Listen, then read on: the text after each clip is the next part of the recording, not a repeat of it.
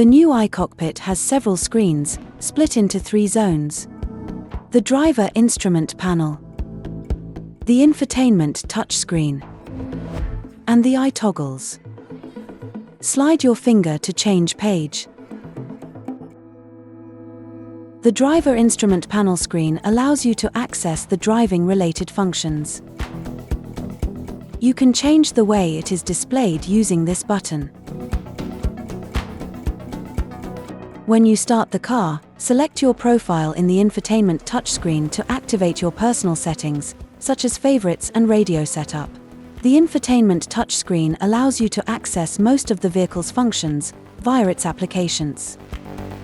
Press on a widget to launch the application.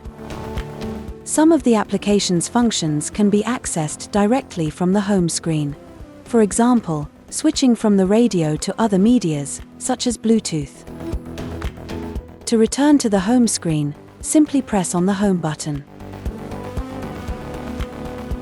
To display the notifications center and the most frequently used settings, press on the top bar.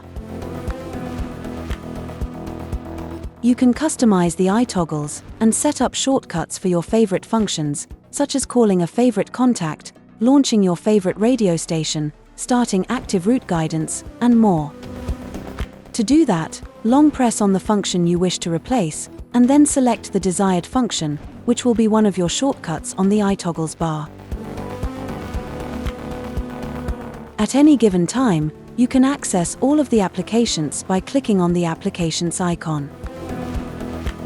You can also interact with your system by speaking to it. Press on the microphone button on the steering wheel, or say the launch word OK Peugeot, followed, for example, by Let's Go Home.